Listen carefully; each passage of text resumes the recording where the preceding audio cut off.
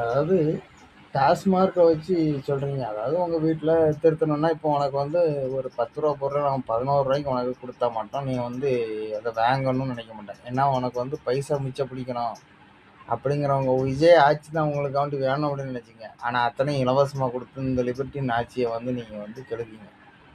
இந்த 2 தான் நான் பேச முடியுமே தவிர, ஏன்னா அவரும் சொல்லியிருக்காரு. அதாவது அவர் டிவிக்கே அது என்னது திமுக அப்படின்னு சொன்னாரு.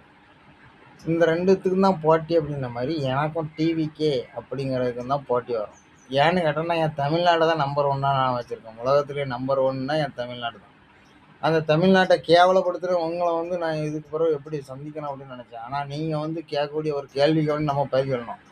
ஏன்னா நானே ஒரு வேளை கவர்மெண்ட்டை நடத்தி நான் உங்கள் இதில் வந்து வெற்றி பெற்றிருந்து உங்களுக்காண்டி எதுவும் பண்ணலை அப்படின்னு சொல்லும்போது, நான் வந்து உங்களுக்காண்டி இப்படி பைசா விஷயத்தில் அதெல்லாம் சொல்லலை.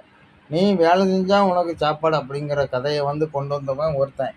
ஆனால் நீ வேலை செஞ்சாலும் செய்யட்டாலும் உனக்கு இலவசம் இலவசம் தான். உன்னுடைய தேவைக்கான பொருள் உன் வீடு வந்து சேரும் அப்படிங்கிறது தான் இந்த ஜெபஸ்டின் லிபர்ட்டினோட இந்த நம்பிக்கை வந்து நான் உங்ககிட்ட ஓப்பனாக சொல்கிறேன். அதுதான் நான் வந்து ஜேபிஎல் கவர்மெண்ட்னு சொல்லிட்டு நான் கொடுத்துருப்பேன்.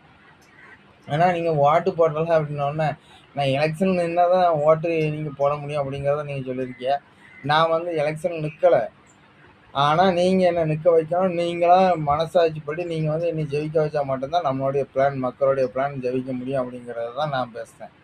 கருத்து ஒருத்தர் ஒரு சில இதில் அதாவது ரூ. 1 உங்களுக்கு இனாமா தருவாங்க. ஒரு சிலவங்க ரூ. 1 அதாவது நீங்கள் ரூ. 2 கொடுத்தா ரூ. 1 உங்களுக்கு திருப்பி தருவாங்கன்ற மாதிரி உங்களுடைய ஆட்சி கதையெல்லாம் அப்போ தான் இருக்கும். எனக்கும் எல்லாம் தெரியும். அப்போ நம்ம வந்து நமக்கு வந்து எது தேவையோ அதை நம்ம கேட்டு வாங்கணும் அப்படிங்கிறது தான் நம்ம பேசியிருக்கோம். இன்னைக்கு ஒரு தலைவர் வந்து ஒரு தலைவர் பேசுகிறாரு, ஒரு தலைவர்கிட்ட நம்ம போய் பேசலாம் அப்படின்னாச்சுன்னா, அவர் பேசி முடிச்சுன்னா எல்லாமே நல்லா தான் இருக்கும். ஆனால் வீட்டுக்கு வந்த பிறகு எல்லாமே கஷ்டமாக தான் தெரியும். அதேமாதிரி நான் வந்து பேசி முடிச்சுல உங்களுக்கு நல்லா தான் தெரிஞ்சாலும், வீட்டுக்கு வரும்போது உங்களுக்கு கஷ்டமாக தெரியக்கூடிய அளவுக்கு நான் வந்து பொறுப்பு ஏற்கணும்னு நினைக்கவே மாட்டேன். அப்போ நம்மளுடைய தலைவரை நம்ம சரியாக தேர்ந்தெடுக்கணும் அப்படிங்கிறது தான் உங்கள்கிட்ட சொல்கிறேன். எல்லாரையும் தேர்ந்தெடுத்து உங்களுக்கு வந்து ஒரு பிரயோஜனமும் கிடையாது. ஒழுங்கான நம்ம வந்து மக்களாக இருந்தாலும் நம்ம உழைப்பை அடுத்தவனுக்கு உழைச்சி கொடுக்க வேண்டிய நீலாம் உழைச்சி கொடுக்க வேண்டிய அவசியம் நமக்கு கிடையாது. நம்ம நாடு அடுத்தவன் நாடுன்னு இருக்கும் பட்சத்தில் உள்ள கதைக்கு வந்து நீங்கள் இன்றைக்கி ஒரு தலைவரை தேர்ந்தெடுத்துருக்கீங்கன்னா நல்லது தான். ஏன்னா நம்ம உழைப்பு நமக்கு போதும். அதாவது நம்ம வந்து சாப்பிட்றதான் நமக்குன்னுட்டு ஒரு நல்லபடியான ஒரு இடம் வேணால் இருக்கணும். நல்லபடியாக இருக்கணும். குடும்பத்தில் எந்த பிரச்சனையும் இல்லாமல் ஒழுங்காக இருக்கணும். நம்ம குடும்பமாக இருக்கணும்.